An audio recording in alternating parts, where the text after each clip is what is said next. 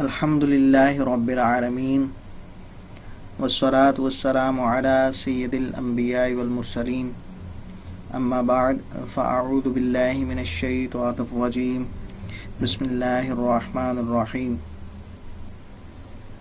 السلام علیکم ورحمۃ اللہ وبرکاتہ۔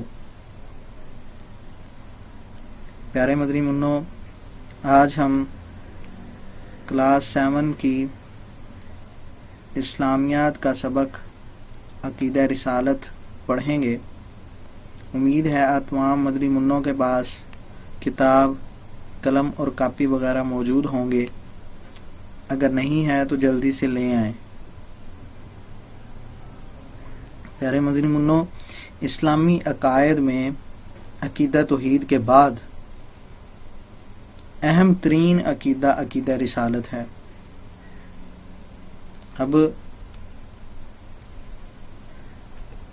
اس سبق کو پڑھنے کے بعد انشاءاللہ عز و جل آپ طلبہ کرام اس عقیدہ رسالت سے آگاہ ہو جائیں گے کہ جو کہ عقیدہ توحید کے بعد سب سے زیادہ اہمیت رکھتا ہے۔ اسی طرح آپ طلبہ کرام اس سبق کو پڑھنے کے بعد انشاءاللہ عز و جل حضور صلی اللہ تعالی علیہ وسلم سے محبت اور ان کی توقیر کرنے کا بھی آپ کا ذہن بنے گا۔ سبق کے اہم نکات میں سے سب سے پہلے ہم عقیدہ رسالت کے معنی اور مفہوم کو اچھی طرح سے سمجھنے کی کوشش کریں گے۔ اس کے بعد انبیاء کرام علیہ السلام کی بعثت کا مقصد کیا تھا، اس بارے میں بات کریں گے۔ اس کے بعد انشاءاللہ عز و جل عقیدہ رسالت کے کون کون سے تقاضے ہیں ان کے بارے میں ڈیٹیل میں بات کریں گے انشاءاللہ عز و جل۔ تو سب سے پہلی بات کہ عقیدہ رسالت کا معنی اور مفہوم کیا ہے، اس کو سمجھنے کی کوشش کرتے ہیں۔ تو پیارے مدنی منوں، اللہ عز و جل نے اپنے جن نیک بندوں کو مخلوق کی ہدایت و رہنمائی کے لیے وحی بھیجی، انہیں نبی اور رسول کہتے ہیں، اور ان کے منصب کو نبوت اور رسالت کہتے ہیں۔ یعنی اللہ تبارک و تعالیٰ نے اپنے کچھ مخصوص بندوں کو مخلوق کی ہدایت کے لیے بھیجا اور اپنے ان خاص بندوں پر وحی نازل فرمائی۔ تو جن لوگوں پر، جن خاص بندوں پر وحی نازل ہوئی، وہ یا تو انبیاء کرام تھے یا وہ رسول تھے۔ رسول اور نبی کے اندر واضح فرق یہ ہوتا ہے کہ رسول کو اللہ تبارک و تعالیٰ شریعت دے کر بھیجتا ہے، جبکہ نبی کو اللہ تبارک و تعالیٰ شریعت دے کر نہیں بھیجتا، بلکہ نبی رسول کی، اپنے سے پہلے رسول کی شریعت پر عمل کرواتا ہے۔ لیکن تمام انبیاء و رسول جتنے بھی آئے، سب کا مقصد ایک تھا کہ لوگوں کو ہدایت کی طرف بلانا، لوگوں کو توحید کا درس دینا۔ تو اب عقیدہ رسالت کا کیا مطلب ہوا، عقیدہ رسالت سے کیا مراد ہے؟ تو یہ جو انبیاء کرام بھیجے اللہ تبارک و تعالیٰ نے، حضرت آدم علیہ السلام سے لے کر نبی کریم صلی اللہ تعالیٰ علیہ وسلم تک جتنے بھی انبیاء کرام اللہ تبارک و تعالیٰ نے لوگوں کی ہدایت اور رہنمائی کے لیے بھیجے، سب کی نبوت اور رسالت پر ایمان لانا، یہ عقیدہ توحید کہلاتا، عقیدہ رسالت کہلاتا ہے۔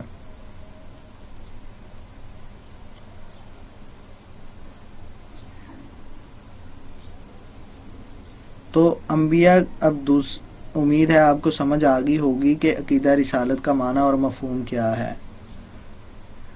سمپل اگر ہم ایک لائن میں اس کو بیان کرنا چاہیں تو آپ اس کو یوں سمجھیں کہ حضرت آدم علیہ السلام سے لے کر حضور نبی کریم صلی اللہ علیہ وسلم تک جتنے بھی انبیاء کرام آئے، جتنے بھی رسول آئے، ہمیں ان کا نام پتہ ہے یا نہیں پتہ، لیکن ہمارا یہ عقیدہ ہونا چاہیے کہ ہم سب پر ایمان لاتے ہیں۔ تو یہ ہے عقیدہ رسالت۔ اچھا، اب ہم دوسرے پوائنٹ کی بات کرتے ہیں، لیکن اس سے پہلے ہم اس کو اچھی طرح سے ایک بار ریوائز کر لیتے ہیں کہ اگر آپ سے کوئی پوچھے کہ عقیدہ رسالت سے کیا مراد ہے تو آپ نے کس طرح اس کا جواب دینا ہے۔ آپ نے اس کو اچھی طرح سے یاد کرنا ہے. تو آپ اس طرح جواب دیں گے کہ عقیدہ رسالت سے مراد حضرت آدم علیہ السلام سے لے کر خاتم الانبیاء حضرت محمد مصطفیٰ صلی اللہ تعالیٰ علیہ وسلم کی ذات اقدس تک جتنے انبیاء و رسول علیہم السلام تشریف لائے، ان سب کی نبوت اور رسالت کو برحق ماننا، یہ عقیدہ رسالت ہے. اچھا، اب ہم دوسرے پوائنٹ کی بات کرتے ہیں کہ انبیاء کرام علیہ السلام کی بعثت کا مقصد کیا ہے. اللہ تبارک و تعالیٰ نے انبیاء کرام کی بعثت کے متعلق قرآن کریم کے اندر ارشاد فرمایا، پارہ 6 ہے، سورۃ النساء، آیت نمبر 165، ترجمہ کنز العرفان ہے کہ ہم نے رسول خوشخبری دیتے اور ڈر سناتے بھیجے تاکہ رسولوں کو بھیجنے کے بعد اللہ کے یہاں لوگوں کے لیے کوئی عذر باقی نہ رہے، اور اللہ زبردست حکمت والا ہے. یعنی اللہ عز و جل نے کثیر تعداد میں مختلف علاقوں اور مختلف وقتوں میں اس لیے نبی بھیجے اور رسول مبعوث فرمائے تاکہ وہ لوگوں کو اللہ عز و جل کی پہچان کروائیں اور اس تک پہنچنے کا ذریعہ بتائیں، راستہ بتائیں، اہل ایمان کو جنت کی خوشخبری دیں اور کفار کو اللہ کے عذاب سے ڈرائیں. پھر یوم محشر جب وہ اللہ کی بارگاہ میں پیش ہوں تو یہ نہ کہہ سکیں کہ ہمیں ہماری گمراہی پر سزا کیوں دی جا رہی ہے. کیا کوئی ایسا پیغمبر آیا جس نے ہمیں حق کی دعوت دی اور ہم نے قبول نہ کی؟ جب ہمیں حق کی طرف بلانے والا تو نے بھیجا ہی نہیں تو پھر ہمیں آج کیوں عذاب دیا جا رہا ہے؟ تو ان کے اس عذر کو دور کرنے کے لیے انبیاء و رسول مبعوث کیے گئے تاکہ وہ لوگ یہ آرگیو نہ کر سکیں، تاکہ وہ لوگ جو ہیں وہ یہ دلیل نہ قائم کر سکیں کہ یا اللہ تو نے ہماری طرف کوئی ہدایت کی طرف بلانے والا تو بھیجا نہیں ہے، تو ہم کو کس طرح حق کا راستہ معلوم ہوتا؟ اگر ہمیں کوئی بلانے آتا حق کی طرف اور ہم اس کی بات نہ مانتے تو پھر ہمیں سزا بھی دی جاتی.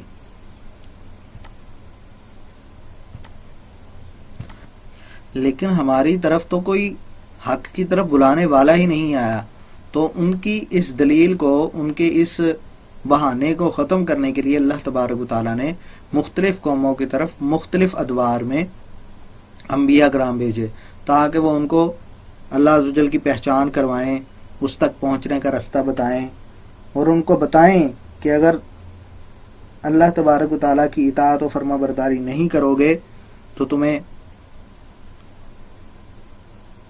عذاب دیا جائے گا، لیکن اگر تم اللہ کی فرما برداری کرو گے تو تمہیں جنت کی خوشخبری ہے. لیکن اس کا مطلب ہرگز یہ نہیں ہے کہ اللہ تبارک و تعالیٰ پر انبیاء کرام کا بھیجنا واجب ہے، بلکہ یہ اس کا فضل و کرم ہے کہ اس نے لوگوں کی ہدایت کے لیے انبیاء کرام بھیجے ہیں. تو انبیاء کرام علیہ السلام کی بعثت کا جو مین مقصد تھا وہ لوگوں کو اللہ عز و جل کی پہچان کروانا، ان کو اللہ تک پہنچنے کا راستہ بتانا، اہل ایمان کو جنت کی خوشخبری دینا اور کفار کو اللہ عز و جل کے عذاب سے ڈرانا تھا. امید ہے آپ کو یہ باتیں اچھی طرح سے سمجھ آ گئی ہوں گی. اب ہم پڑھتے ہیں عقیدہ رسالت کے تقاضے کہ عقیدہ رسالت کے تقاضے کون کون سے ہیں، کتنے ہیں، ان کو تفصیل کے ساتھ انشاءاللہ عز و جل ہم پڑھیں گے.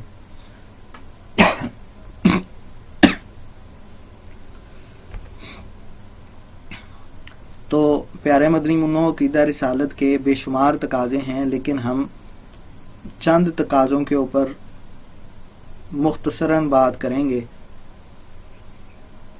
تاکہ آپ کو اچھی طرح سے سمجھ آ جائے. تو سب سے پہلا جو تقاضا ہے وہ ہے نبوت پر ایمان لانا، یعنی عقیدہ رسالت کے بارے میں ہم نے پڑھا تھا کہ حضرت آدم علیہ السلام سے لے کر حضور نبی کریم صلی اللہ تعالیٰ علیہ وسلم تک جتنے بھی انبیاء کرام آئے ان سب کی نبوت اور جتنے بھی رسول آئے ان کی رسالت پر ایمان لانا یہ عقیدہ رسالت ہے۔ لیکن انبیاء کی نبوت پر ایمان لانا تو عقیدہ رسالت ہے، لیکن ایمان لانا کس طرح ہے؟ یعنی اس نبوت پر ایمان لانے کے اندر اور کون کون سی چیزیں ایڈ ہوتی ہیں؟ تو پیارے مدنی منوں، اگر ہم انبیاء کرام کی نبوت پر ایمان لاتے ہیں تو ہمیں ساتھ ساتھ ان کے بارے میں جو صحیح عقائد ہیں وہ بھی رکھنا ضروری ہے۔ وہ صحیح عقیدے انبیاء کے بارے میں کون کون سے ہیں؟ ان میں سب سے پہلی بات یہ ہے کہ ہم نے تمام انبیاء کرام کے بارے میں یہ عقیدہ رکھنا ہے کہ وہ تمام انبیاء کرام بشر تھے اور مرد تھے، یعنی انسان تھے اور مرد تھے، کیونکہ نہ تو کوئی جن نبی ہوا ہے اور نہ ہی کوئی عورت نبی ہوئی ہے۔ تو اس لیے ہمیں یہ عقیدہ رکھنا ضروری ہے کہ جتنے بھی انبیاء کرام آئے، جتنے بھی رسول آئے، وہ سارے کے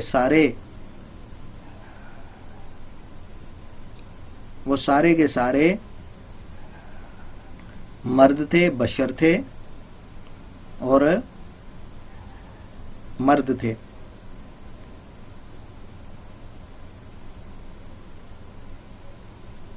اور پھر انبیاء کے بارے میں یہ عقیدہ رکھنا بھی ضروری ہے کہ وہ تمام مخلوق سے بہتر ہیں، تمام مخلوق سے افضل ہیں انبیاء کرام، یہاں تک کہ رسول ملائکہ سے بھی افضل ہیں۔ یہاں میں ایک بات کی وضاحت کرتا جاؤں کہ فرشتوں کے اندر بھی رسول ہیں، یعنی جو 4 بڑے فرشتے ہیں فرشتوں کے اندر بھی رسول ہیں، لیکن جو انسانوں کے اندر رسول ہیں وہ فرشتوں کے رسولوں سے بھی افضل ہیں، بلکہ انسانوں میں جو اللہ تبارک و تعالیٰ نے انبیاء کرام بھیجے وہ فرشتوں کے جو رسول ہیں ان سے بھی افضل ہیں، یعنی رسول ملائکہ سے بھی افضل ہیں۔ اب انبیاء کے بارے میں یہ عقیدہ رکھنا بھی ضروری ہے کہ وہ سب کے سب معصوم ہیں، یعنی ان سے کبھی کوئی گناہ صادر ہی نہیں ہو سکتا۔ اور پھر یہ عقیدہ رکھنا بھی ضروری ہے کہ کوئی ایسا کام یا کوئی ایسی بات ان سے صادر نہیں ہو سکتی جن سے لوگوں کو گھن آئے، یا ایسی بات جس سے لوگ نفرت کرتے ہیں وہ ان کے جسم کے اندر بھی نہیں پائی جا سکتی، اور ان سے بھول چوک بھی محال ہے، کہ یعنی کہ وہ کسی بات کو بھول بھی نہیں سکتے۔ اور انہوں نے اللہ تبارک و تعالیٰ نے جو احکام دے کر ان کو بھیجا، انہوں نے وہ سارے کے سارے احکام ہم تک پہنچا دیے بغیر کسی غلطی کے۔ تو ہم نے انبیاء کی نبوت پر ایمان تو لانا ہے، لیکن ان کے بارے میں عقائد کو بھی درست رکھنا ہے، کہ جو بنیادی عقائد ہیں انبیاء کے بارے میں کہ وہ تمام کے تمام بشر تھے اور مرد تھے، اور وہ تمام مخلوق سے افضل ہیں، اور ان کے اندر وہ تمام انبیاء کرام معصوم ہیں، کسی سے کوئی خطا یا غلطی سرزد نہیں ہو سکتی۔ پھر جتنے بھی انبیاء کرام اس دنیا میں جلوہ فرما ہوئے، اللہ تبارک و تعالیٰ نے انبیاء کرام پر بندوں کے لیے جتنے احکام نازل فرمائے انہوں نے سب پہنچا دیے۔ تو اس طرح ہم نے انبیاء کرام کی نبوت پر ایمان لانا ہے۔ اس کے بعد بات کرتے ہیں تعظیم اور توقیر کی، کہ عقیدہ رسالت کا تقاضا یہ ہے کہ تمام انبیاء کرام جن پر ہم ایمان لائے ہیں، جتنے بھی انبیاء کرام اس دنیا میں تشریف لائے، سب کی تعظیم اور توقیر کرنا ہے۔ اور یہ ہر مسلمان پر تمام فرائض سے بڑھ کر ہے انبیاء کرام کی تعظیم اور توقیر کرنا۔ کسی نبی کی شان میں ادنا سی توہین بھی کفر ہے، تو ہمیں اس سے بچنا ہے۔ ہمیں انبیاء کرام کے بارے میں بات کرتے ہوئے اپنی زبان کو کنٹرول میں رکھنا ہے کہ کہیں کوئی ایسی بات نہ نکل جائے کہ جو انبیاء کرام کی شان میں ادنا سی بھی گستاخی تصور کی جائے اور ہمارا ایمان خطرے میں پڑ جائے۔ اس لیے جب انبیاء کرام کی بات آئے تو بڑے باادب ہو جائیں، الرٹ ہو جائیں اس وقت کہ ہم انبیاء کرام کے بارے میں بات کرنے لگے ہیں۔ سوچ سمجھ کر، دماغ کو حاضر کر کے کرنی ہے جو بھی بات کرنی ہے۔ پھر عقیدہ رسالت کا تیسرا تقاضا ہے اطاعت و اتباع، کہ ہم انبیاء کرام پر ایمان لے آئے اور ان کی اطاعت اور اتباع بھی تو ضروری ہے نا، کیونکہ اس اطاعت و اتباع کا فائدہ کیا ہوگا ہمیں کہ اگر ہم ان کی اطاعت اور اتباع کریں گے تو ہم دنیا میں بھی کامیاب ہو جائیں گے، آخرت میں تو کامیاب ہوں گے ہی ہوں گے، لیکن دنیا میں بھی کامیاب ہو جائیں گے۔ اب چونکہ تمام انبیاء کرام کی جو شریعت ہے وہ منسوخ ہو چکی ہے اور اب صرف حضور صلی اللہ تعالیٰ علیہ وسلم جو کہ آخری نبی ہیں ان کی شریعت پر عمل کیا جائے گا، تو صرف ان کی اطاعت اور اتباع کی جائے گی۔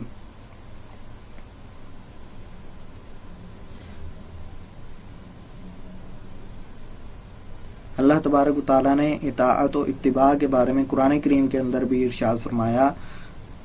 پارہ 5 سورۃ النساء آیت نمبر 64 کے اندر ہے کہ ہم نے کوئی رسول نہ بھیجا مگر اس لیے کہ اللہ کے حکم سے اس کی اطاعت کی جائے۔ تو اللہ تبارک و تعالیٰ بھی حکم فرما رہا ہے کہ جتنے بھی انبیاء کرام آئے وہ اس لیے بھیجے تاکہ اللہ کی مخلوق ان کی اطاعت کرے اور اتباع کرے۔ اب عقیدہ رسالت کا چوتھا تقاضا ہے محبت رسول صلی اللہ تعالیٰ علیہ وسلم۔ دوسرے انبیاء کرام سے تو محبت کرنی ہی کرنی ہے، لیکن ہمارے نبی آخر الزمان محمد مصطفیٰ صلی اللہ تعالیٰ علیہ وسلم کو ہم نے اپنی جان سے بھی زیادہ عزیز رکھنا ہے، کیونکہ نبی کریم صلی اللہ تعالیٰ علیہ وسلم نے ارشاد فرمایا لا یؤمن احدکم حتی اکون احب الیہ من والدہ وولدہ والناس اجمعین، کہ تم میں سے کوئی بھی بندہ، کوئی بھی شخص اس وقت تک مومن نہیں ہو سکتا جب تک کہ میں یعنی حضور نبی کریم صلی اللہ تعالیٰ علیہ وسلم اس شخص کے نزدیک، اس کے ماں باپ، اس کی اولاد اور تمام لوگوں سے بڑھ کر محبوب نہ ہو جاؤں۔ تو حضور نبی کریم صلی اللہ علیہ وسلم نے واضح طور پر ارشاد فرما دیا کہ سب سے پہلے اور سب سے مقدم ذات حضور نبی کریم صلی اللہ علیہ وسلم، اس کے بعد ہیں جو کچھ بھی ہے، سب سے مقدم ہم نے حضور نبی کریم صلی اللہ علیہ وسلم کی ذات کو رکھنا ہے۔ عقیدہ رسالت کے 5ویں تقاضے کی بات کریں تو وہ ہے ختم نبوت، کہ یعنی ہم نے اس بات کو تسلیم کرنا ہے کہ نبوت کا جو سلسلہ حضرت آدم علیہ السلام سے شروع ہوا تھا وہ حضرت سیدنا محمد مصطفیٰ صلی اللہ علیہ وسلم پر ختم ہو گیا ہے۔ اللہ عز و جل نے خود قرآن کریم کے اندر آپ صلی اللہ علیہ وسلم پر نبوت کے اختتام کا اعلان بھی فرمایا ہے۔ چنانچہ اللہ تبارک و تعالیٰ پارہ 22 سورۃ الاحزاب کی آیت نمبر 40 میں ارشاد فرماتا ہے محمد صلی اللہ علیہ وسلم تمہارے مردوں میں سے کسی کے باپ نہیں ہیں، لیکن اللہ کے رسول ہیں اور سب نبیوں کے آخر میں تشریف لانے والے ہیں۔ یعنی آپ صلی اللہ تعالیٰ علیہ وسلم سب سے آخری نبی ہیں اور نبوت آپ پر ختم ہو گئی ہے۔ آپ کی دنیا میں تشریف آوری کے بعد آپ کے مبارک زمانہ میں یا بعد میں کوئی نیا نبی نہیں آ سکتا۔ ہم نے اس بات پر بھی یقین رکھنا ہے، اس بات پر بھی ہمارا پختہ یقین ہونا چاہیے کہ بس اب حضور نبی کریم صلی اللہ علیہ وسلم سے کے بعد کوئی بھی نبی نہیں ہے، آپ پر سلسلہ نبوت ختم ہو چکا ہے۔ اس کے بعد عقیدہ رسالت کا تقاضا ہے رسالت عامہ. اس کو اگر میں ایک لائن کے اندر بیان کرنا چاہوں تو اس کا مطلب یہ ہے کہ حضور نبی کریم صلی اللہ تعالی علیہ وسلم کی رسالت اب عام ہے. یعنی پہلے جو انبیاء کرام تشریف لاتے رہے وہ ایک مخصوص لوگوں کے گروہ کی طرف، مخصوص قوم کی اقوام کی طرف یا لوگوں کے ایک طبقے کی طرف تشریف لاتے تھے، ان کی ہدایت کے لیے آتے تھے. لیکن چونکہ نبی کریم صلی اللہ تعالی علیہ وسلم آخری نبی ہیں تو تمام مخلوق یعنی جنوں، انس، ملائکہ، حیوانات، نباتات، جمادات، یہ سب کی طرف مبعوث فرمائے گئے. قرآن کریم کے اندر اللہ تبارک و تعالیٰ نے ارشاد فرمایا، پارہ 22 سورۃ النساء آیت نمبر 28، اور اے محبوب ہم نے آپ کو تمام لوگوں کے لیے خوشخبری دینے والا اور ڈر سنانے والا بنا کر بھیجا ہے. تو حضور نبی کریم صلی اللہ علیہ وسلم کی رسالت جنوں کے لیے بھی ہے، انسانوں کے لیے بھی ہے، حیوانات کے لیے بھی ہے، نباتات کے لیے بھی ہے، جمادات کے لیے بھی ہے. تو پیارے مدنی منوں، اب اگر آپ سے کوئی پوچھے کہ عقیدہ رسالت کے تقاضوں کو بریفلی بیان کرو، مختصراً بیان کرو، تو آپ کیسے بیان کریں گے؟ اگر آپ سے کوئی پوچھ لے اتنی ساری باتیں ہیں، کیسے بیان کریں گے؟ چلیں میں بتاتا ہوں آپ کو کہ آپ کیسے بیان کریں گے. کہ اگر کوئی پوچھے کہ عقیدہ رسالت کے تقاضے بتاؤ تو ہم اس کو کہیں گے کہ عقیدہ رسالت کا تقاضا یہ ہے کہ تمام انبیاء کی نبوت کو تسلیم کیا جائے، ان کی تعظیم اور توقیر کی جائے، ان کی اتباع و پیروی کی جائے، آپ صلی اللہ علیہ وسلم پر ختم نبوت کو تسلیم کیا جائے. اس کے اندر وہ ساری باتیں آ گئی ہیں جو ہم نے پڑھی ہیں.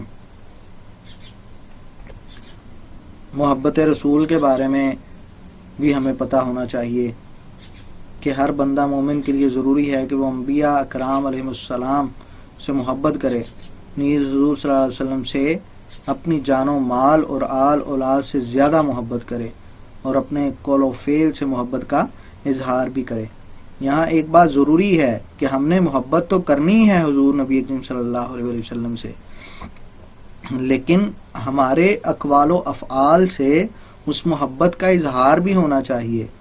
یعنی ہم اگر حضور نبی کریم صلی اللہ علیہ وسلم سے محبت کرتے ہیں تو ہماری وضع قطع، ہمارا حلیہ اس بات کی تائید بھی کرے کہ ہم حضور نبی کریم صلی اللہ علیہ وسلم سے محبت کرتے ہیں.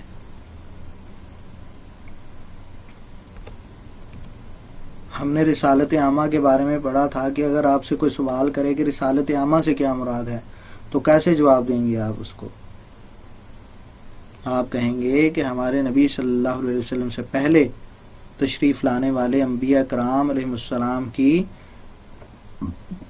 بعثت مخصوص قوم کے لیے تھی، مگر نبی آخر الزمان تمام مخلوقات یعنی جنوں، انس، ملائکہ، حیوانات، نباتات اور جمادات سب کی طرف مبعوث ہوئے. آپ نے یہ جواب دینا ہے. ان باتوں کو آپ نے بڑی اچھی طرح سے یاد کر لینا ہے.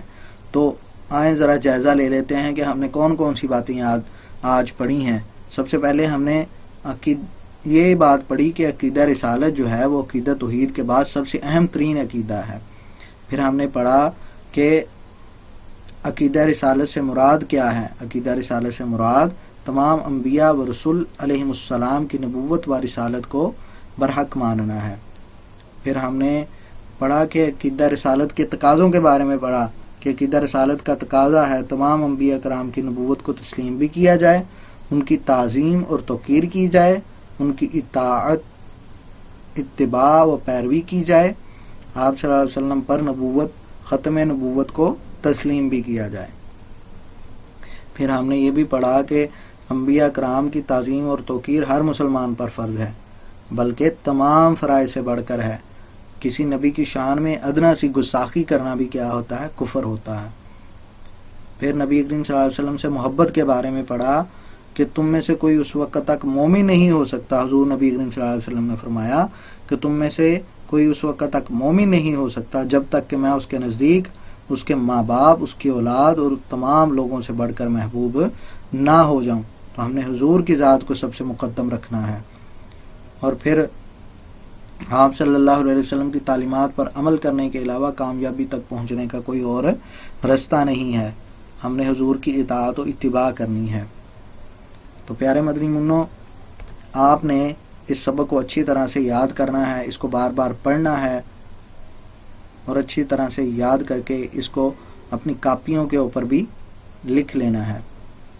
اللہ عز و جل کی بارگاہ میں دعا ہے کہ وہ ہم نے جو پڑھا ہے اس کو یاد رکھ کر اچھی طرح سمجھ کر اس پر عمل کرنے کی بھی توفیق عطا فرمائے.